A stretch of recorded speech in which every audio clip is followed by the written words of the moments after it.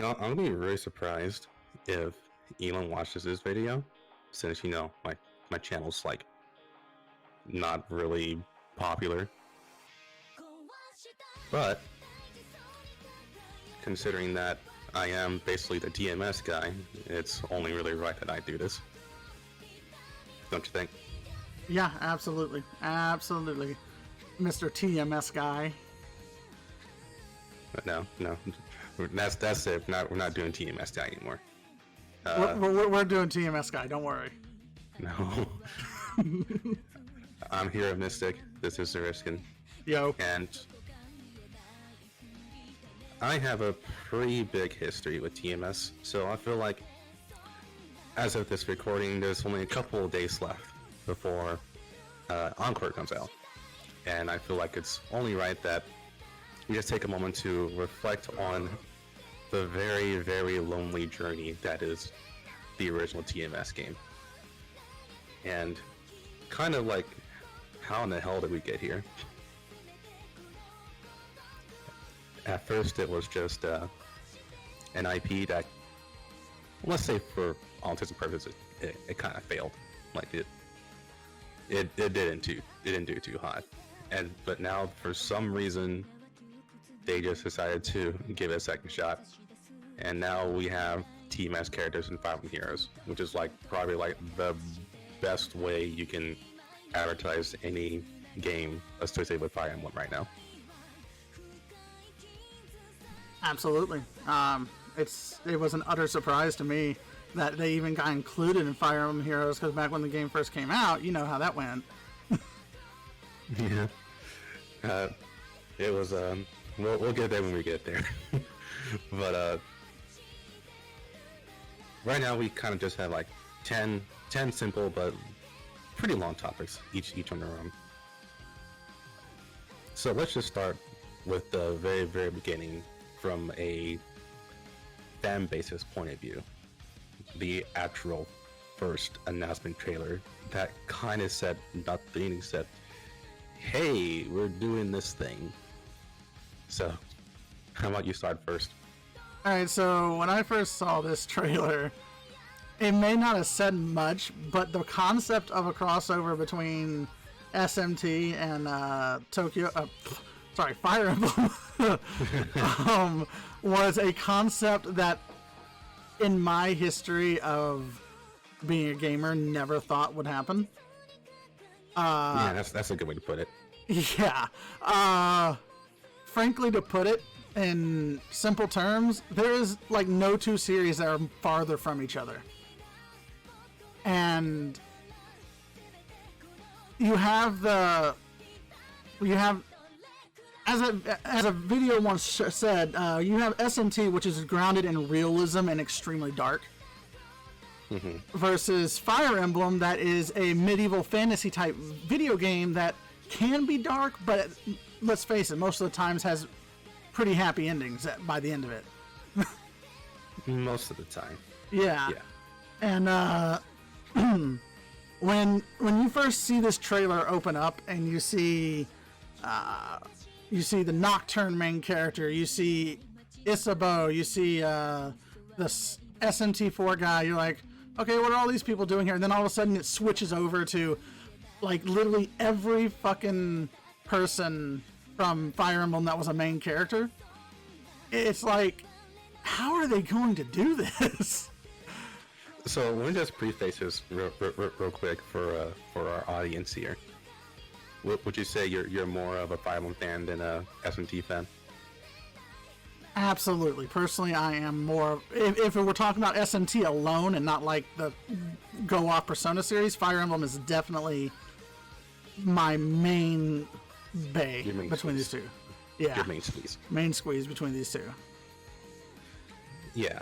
So from my perspective, mine is a little weird because I consider myself a fan of both, and while not super deep in SMT, I was basically waist deep in Fire Emblem at that point.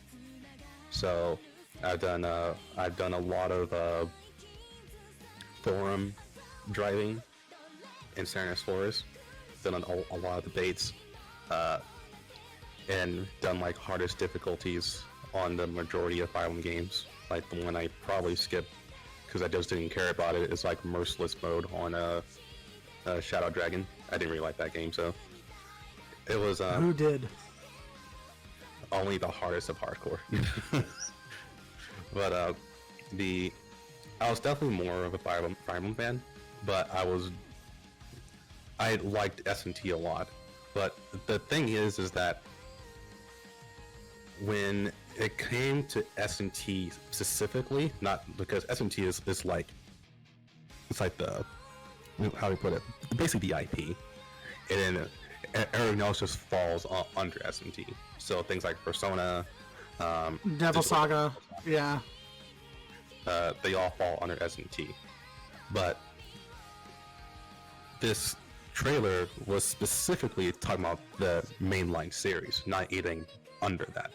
You gotta remember that, because I didn't play an actual mainline S&T game until S&T 4, and I didn't play until completion until like literally like a few weeks ago. So yeah, and just for those who don't know, the mainline games are like Shin Megami Tensei Imagine, Shin Megami Tensei Nocturne, stuff like that. Not like Digital Devil Saga and all that. Just to specify. yeah. So basically, there's S&T 1, 2, 3, and 4, and that's specifically the ones I'm talking about. Sometimes Strange Journey is part of that mainline as well. They can't make up their minds on that. But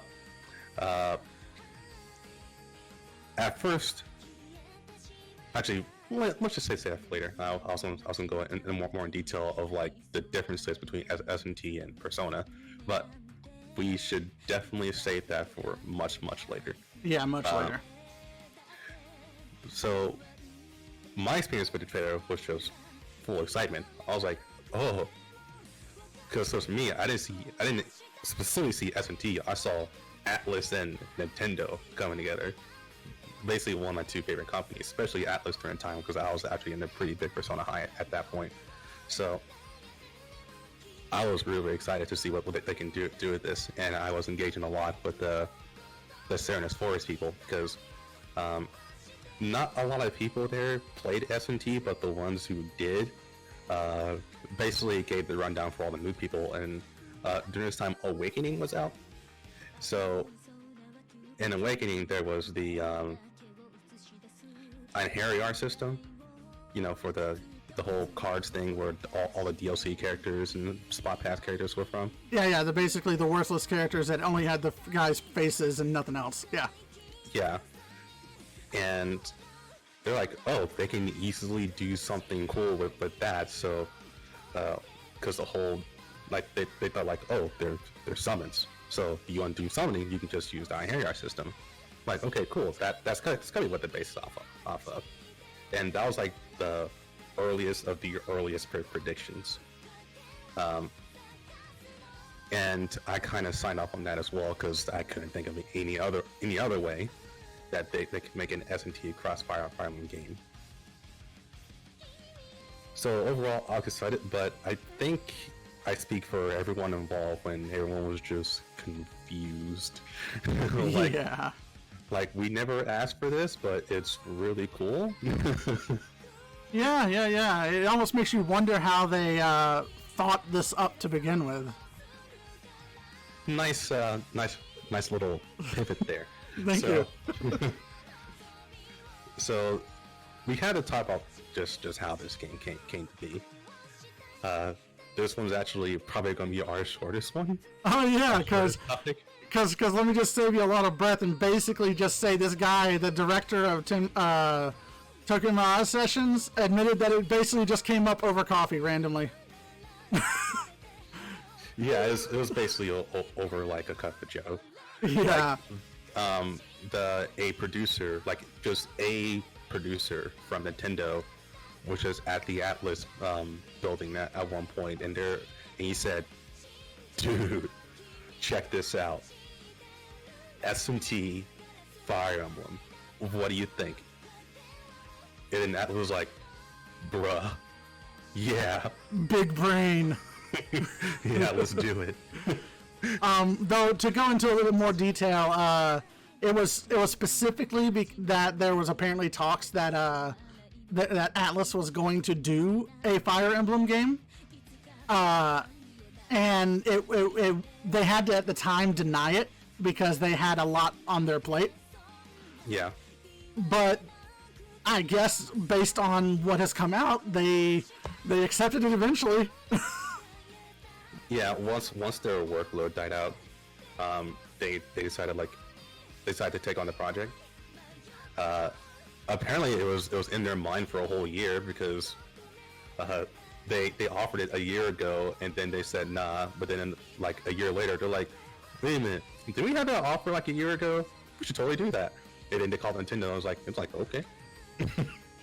Nintendo was like, yo, bros, let's do this. You've already been making us our Etrian Odyssey games. You know we got your back, bros. Yeah. And at that point, work was underway. Now, the trailer itself, the reason why it's so bland is because that literally came out like literal days after they made that agreement. Like they haven't done any development. They just wanted to make the announcement because they were that excited to announce it. Yeah, they were really on board with it once they had the time to do it.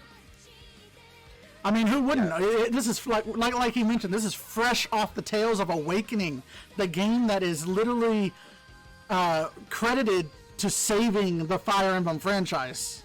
So who wouldn't? It's not just credited. It's like that's literally the reason why we have Fire Emblem right now. Yeah. So like, who wouldn't be willing to be like, yo, let me in on a slice of that pie, bro? Yeah. So apparently. Another big reason why they wanted to do it is because they saw Intolerant Systems as like a brother in arms / rival, because they're both like niche genres, and Fire Emblem broke out into the mainstream, and they kind of admired that competition. They wanted to be like them, so just having that called collaboration. Was also on a inspiration level as well. Yeah. And just for clarification, this is before Persona 5 came out, because a lot of people call this Persona 4.5, but we'll get into that. Rightfully so. But yeah. But this was before Atlas had hit their big time. Persona 4 had opened the door for them to get out of the niche area, but it wasn't really until Persona 5 where they really hit the big time. Whereas at the time, Fire Emblem had hit the big time. Yeah, and I think what really drove it home for them is it's just that it was a fresh new idea. Because the thing is that they had another team on Persona 5, so the team here is different from Persona 5. Yeah. Because I don't know how many delays Persona 5 had, but they have been working on that for a very, very long time. Yeah. Right off the tails of Persona 4 Golden, they started working on Persona 5. Yeah, so right on, while they were working on that, this other team in Atlas wanted to work on this game. Mm-hmm. It wasn't quite all hands on deck just yet. Yeah, and probably another reason that they were so excited to work on it is because for a lot of the conception phase, they were worried about what they were supposed to do, because they had never worked on a game like this. Like, should they, for example, make it like actual Fire Emblem, where it's a team tactical game, or work on, like it's a Shin Megami Tensei game? And it wasn't until the guy Yagama or something like that. He's the Yamagami. Yamagami. He was the Nintendo representative who brought up this idea to begin with. It wasn't until he looked at them and said, "Just do you," that they were like really into it. Like, just do you, babe. Yeah, just do you. We'll be here to help. It's okay. It was pretty funny because this is all in interviews. They all basically said like yeah, they were really worried that they couldn't please everyone, because They were just so entirely different in genres. But Nintendo just said, look, just do what you get good at, and we'll go from there. And Yeah. like, okay, cool. Unfortunately, what came next was a large amount of issues. And a large amount of waiting for the fan base as well. Yeah. So I say like the biggest news we had that made us really, really, really worried that we weren't getting Persona 5 was the parent company Index filing for bankruptcy. Yeah, and for a long time, Atlas was kind of just there. Like, it didn't have a parent company. It couldn't really do much because it was a subsidiary. And it wasn't until, I believe, a month later, about? Yeah, it's about a month. Yeah, about a month later when it was revealed that Sega paid a lot of money to get Atlas under their belt. Which is probably the best idea they ever had, honestly. Yeah. Because it personally, it worried me when I found that Sega had them, because this was fresh off the controversy of Phantasy Star Online 2, that they promised to bring it to America and then they opted to just not. And I was... go ahead. Sega has a lot of issues beyond that as well. So I think it worried a lot of people, including myself. But fortunately, Sega has basically not intervened with Atlas besides just saying, hey, make us money. Yeah. So they basically did what Yamagami did and said, don't worry, do you, baby?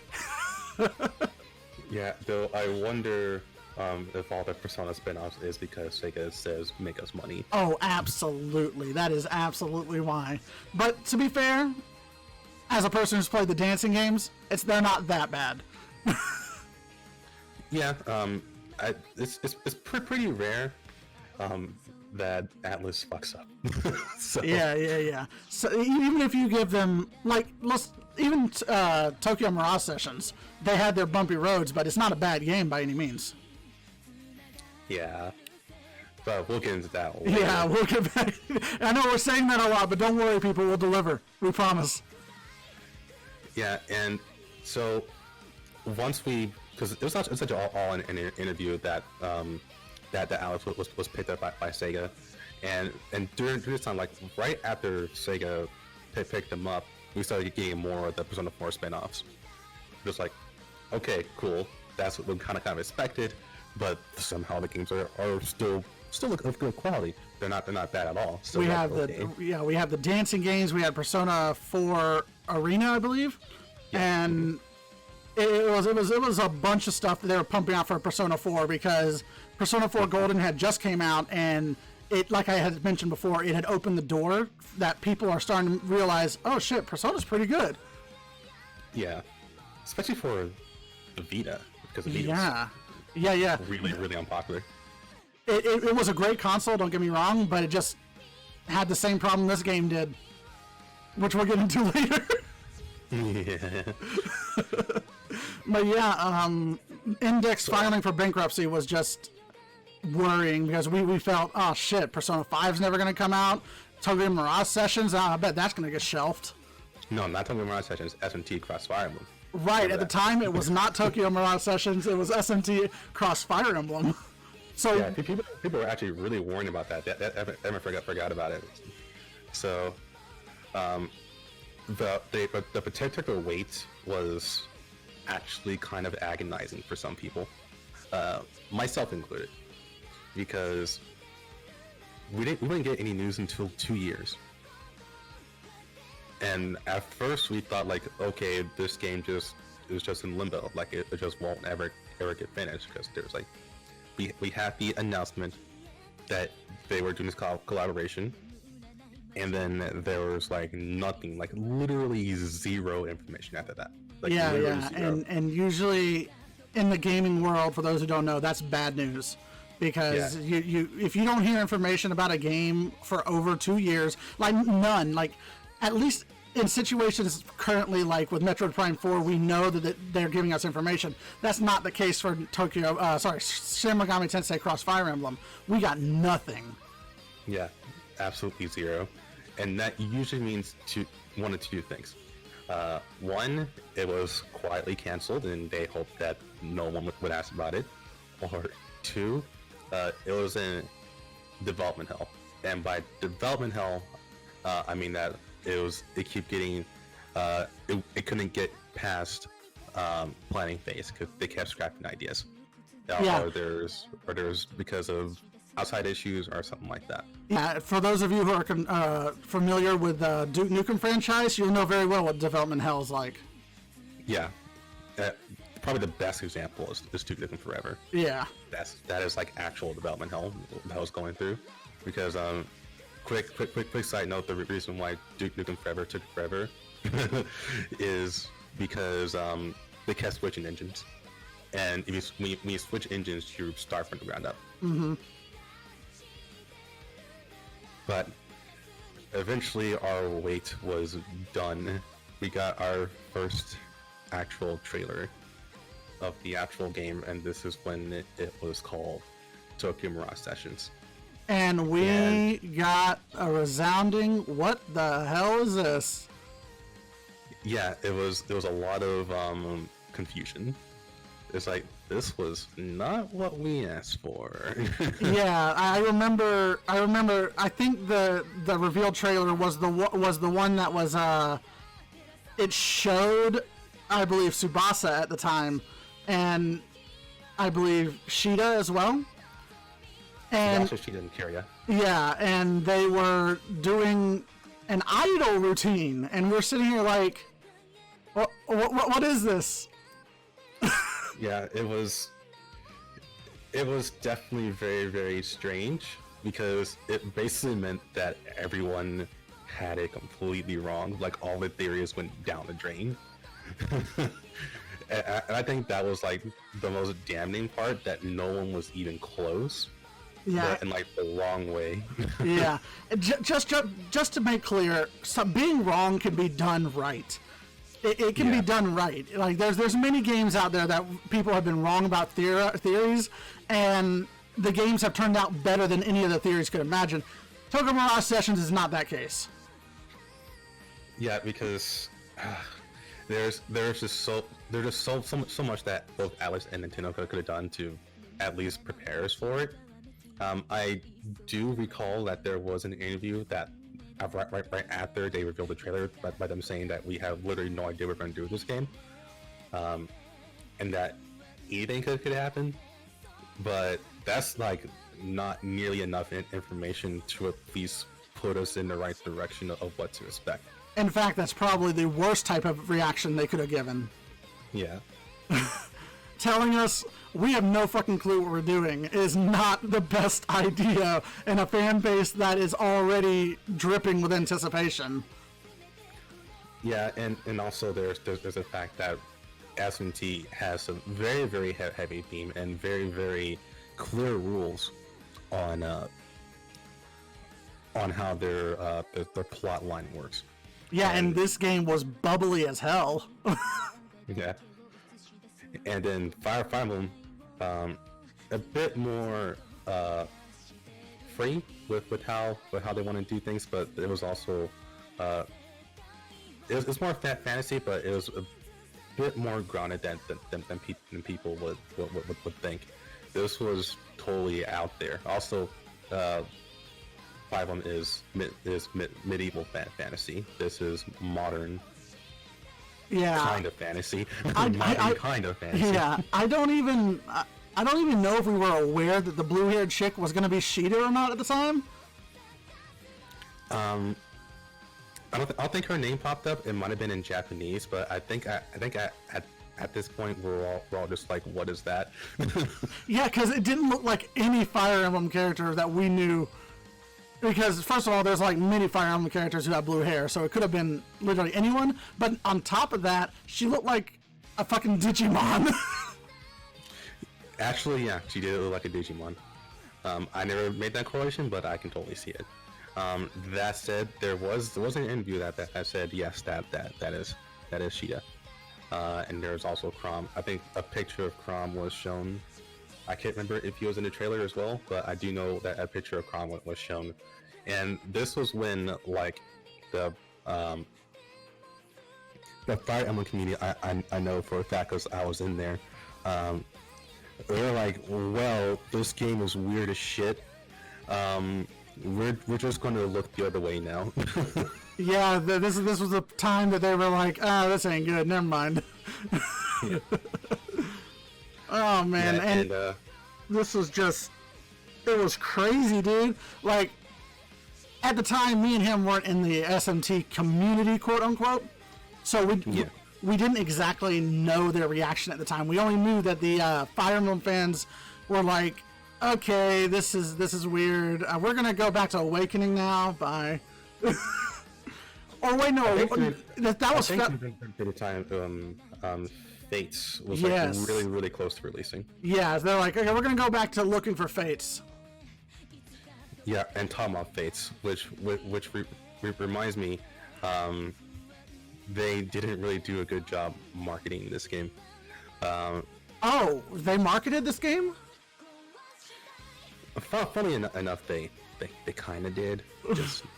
Just no one heard it. Oh, so it has Wii U-itis. Wii U-itis. Yeah, that's the same thing Nintendo did for the Wii U. They failed to market it correctly. Yeah. Well, for the Wii U, at least they did market it. It's just that they failed to show an actual freaking console, so everyone thought it was an expansion pack for the Wii. Yeah. For TMS's particular issue, it's just that there wasn't really any commercials. If they didn't show up in any big events besides that one E3, and the rest were all just like interviews and gameplay footages with some journalists, and that was pretty much about it. I actually checked this before we did this video, but I checked Atlus's Twitter as far as them advertising TMS. The only time they advertised it was basically on the day it was released. So really? Yeah, there were no tweets about TMS until it was released. That's horrible marketing. Yeah. You know who else did that? Sega with their Dreamcast. No, the Dreamcast did fine. You mean Sega Saturn? Yeah, the Sega Saturn. They literally announced it the day it was released. And you know what happened to that? Exactly. And that was the end of Sega in the console races. Yeah. There's a bit more to that. It was also because the PS2 came out, and it just dominated whatever the Dreamcast had going for it, which was that was basically the biggest reason why they couldn't get back their sales from the failed Sega Saturn. But anyway, the only sort of marketing that they got was actually like the bad type of marketing. So this is just to put things in perspective. This is like TMS came out after Fire Emblem Fates, and Fates was already in sort of a debacle with censorship and localization in general. And everyone hating waifuism. Yeah, and waifuism. It was no, don't get me wrong. The game did really well. It's still the best-selling. I believe it's the best-selling game until now, with Three Houses. Right. But it was definitely the best-selling game for its time.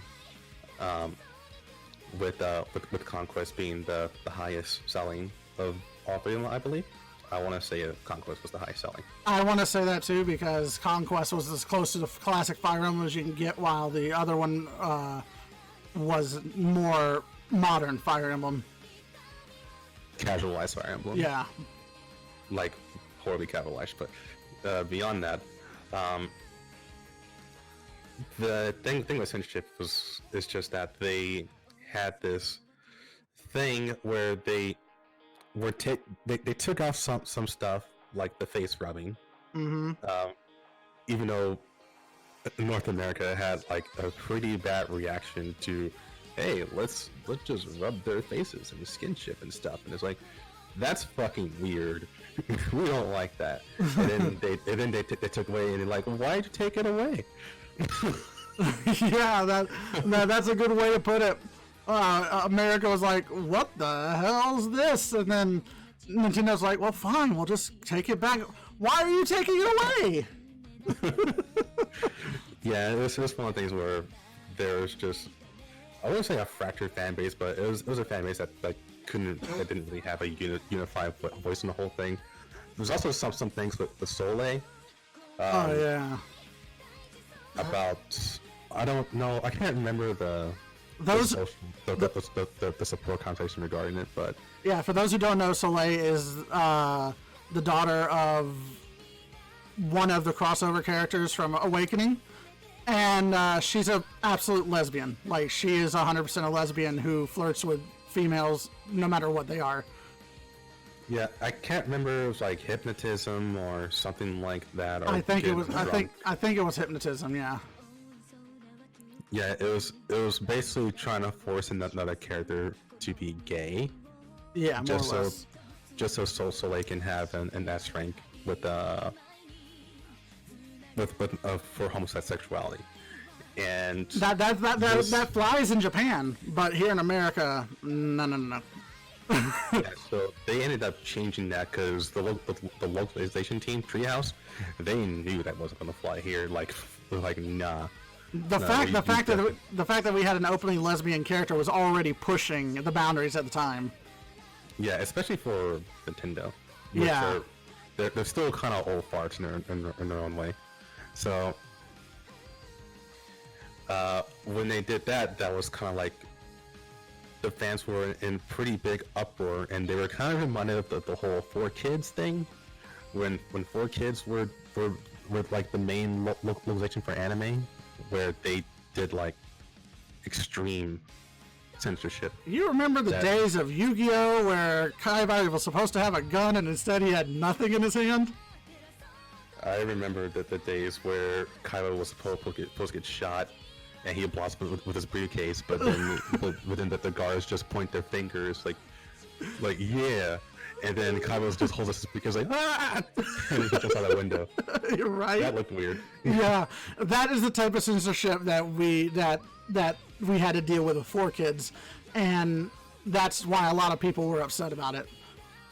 Yeah, and honestly, it reminded me a lot of 4Kids as well.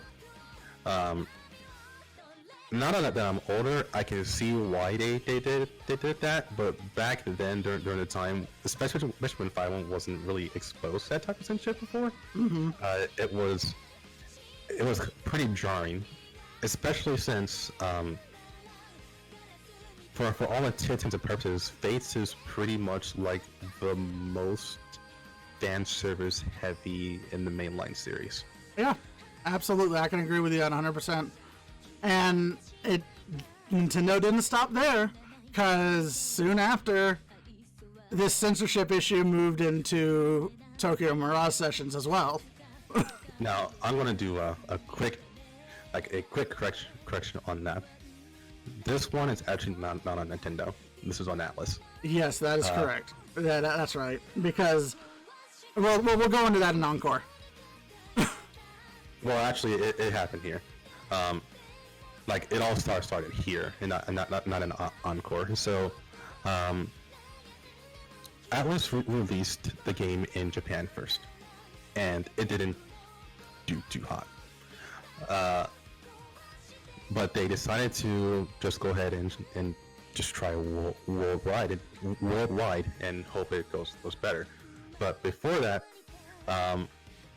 Atlas was actually pretty split on this issue. They thought it wouldn't resonate well with the Western audience if they kept everything as is. Um, I don't know why they thought this, but they just decided to go like, okay, we'll just scale back the fan service a little bit. So they changed Tsubasa's anatomy, and and they changed some clerics. Clerics in the Japanese version wore two pieces, like basically two-piece swimsuits. I'm not gonna lie, it looked kind of weird to see these little chibi things in bikinis. So this one for me personally, I actually don't mind because I find that the dress that they wear in the Western version to be a lot cuter. But the biggest thing, which I don't think anyone actually knew before we actually got the game in our hands, was Chapter 2. Chapter 2. Yeah, basically an entire, like almost an entire script change of Chapter 2. Which I still don't know why they did. Because there's nothing in Chapter 2 that I saw and personally played myself that would have been particularly damning. Let's just face it how it is, it's because of the gravure modeling. Yeah, but there isn't any reason for it to happen, and honestly what I think pissed off most of the people is because there was no reason to do it. Basically what they were doing was slaughtering their own culture for no reason. Yeah, so there's I did say I had no idea, but I did just think of one. Gravure modeling is mainly a Japanese thing. It's not entirely a Western thing, except it kind of is. But we'll get to that. The gravure modeling is a pretty big thing in the Japanese idol industry because there's like a certain art to it. There's like a huge art for it, especially for the younger audience. It's really popular for them, and it's not like it's porn or anything like that. No. So it's basically like bikinis at most. Yeah, at most it's bikinis and just being charming to the young audience. And there's a huge difference between being charming and being sexy. And yeah, when you look at an American comparison, like let's look at Sports Illustrated Bikini Edition, that's way sexier or sexual than the gravure modeling. Yeah, there's a certain art to it, and it was, I would say, for the Japanese culture, it was a pretty big deal. So it made sense to me as to why Atlas would include that in their plot. It's just part of the idol industry.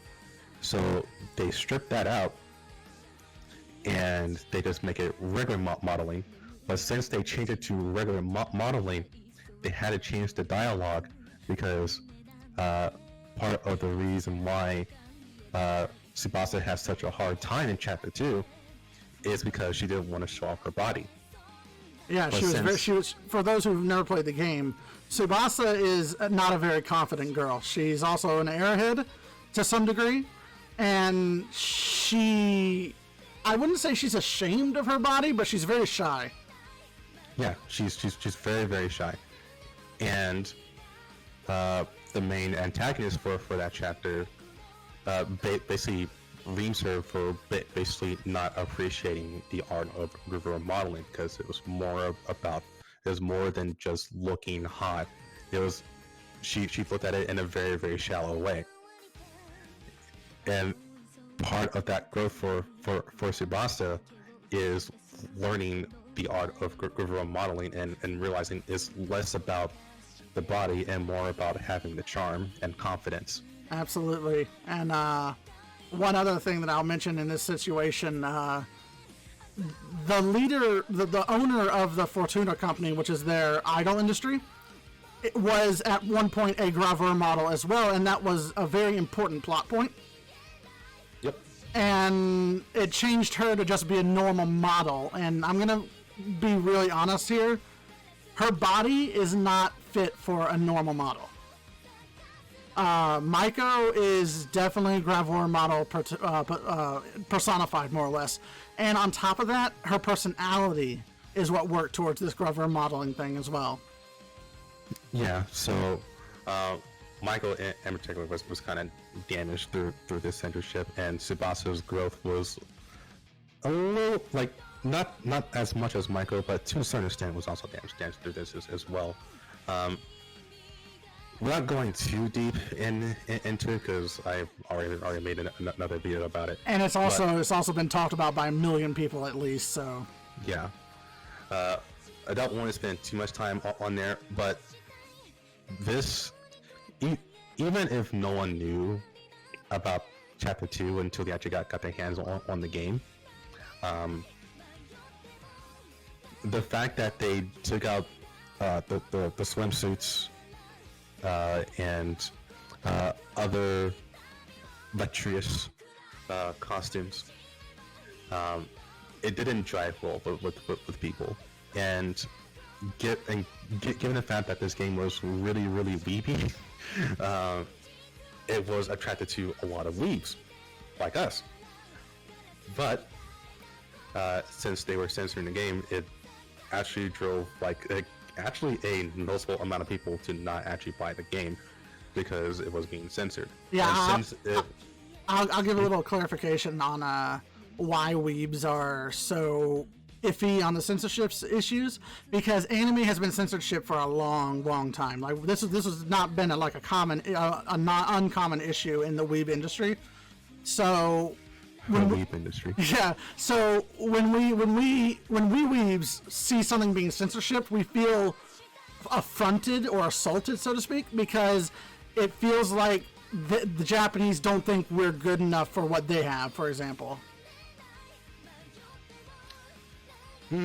I'm personally not like that. Then you're not a weeb.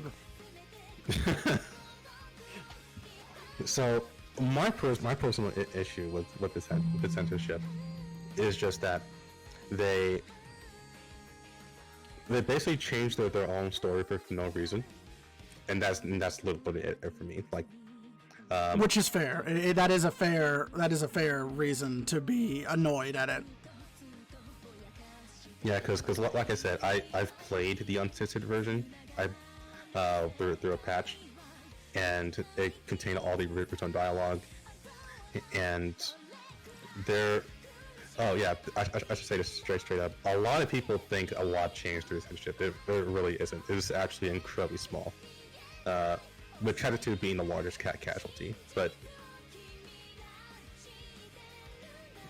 since that was the only thing that was marketed towards the people in general, and that was like the thing that they could talk about the most because the rest was in fucking Japanese. That's all they could talk about, and that was probably like the heaviest hit that TMS had before the game came out in worldwide, which is sad because the game is actually pretty good. Yeah, I mean, like we mentioned before the video, I didn't really play much of it because at the time things were happening around where we lived, and I only got through a few chapters while playing alongside you, and I gotta tell you, outside of some minor grievances, it wasn't that bad of a game. It wasn't that bad. Yeah, I mean, it wasn't perfect. The game's actually, like, I would say the game was actually great. When I got my hands on it. Bias. Nah, I'm kidding. How can I be biased on a game that has no IP? No IP bias to have. But the sales regarding it, I'm looking at it right now. Japan, like in Japan, it only sold like 80,000 copies, which is abysmal. Yeah, it really is, especially when you look at other games that sell 300, 400,000 copies in Japan. Yeah, and in America, it made 170,000 copies. And for reference, there are at least like 10 million gamers in America, at least. At least 10 million gamers. Okay, so let's just do a comparison here. Let's look at Shin Megami Tensei 4. Yeah. I'm pulling up right now.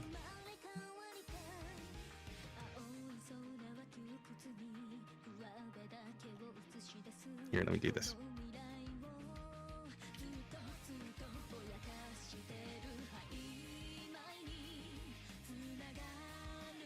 So for Shin Megami Tensei 4, in Japan, it sold 270,000 copies.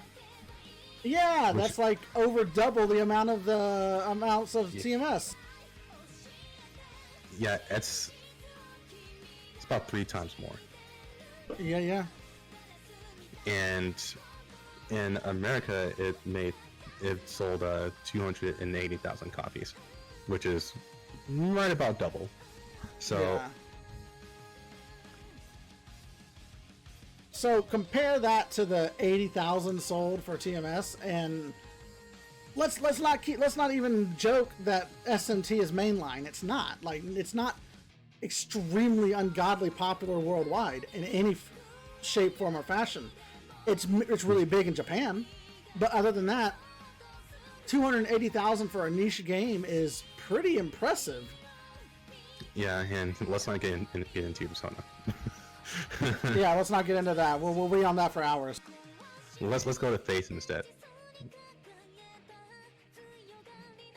So for Fire Emblem Fates,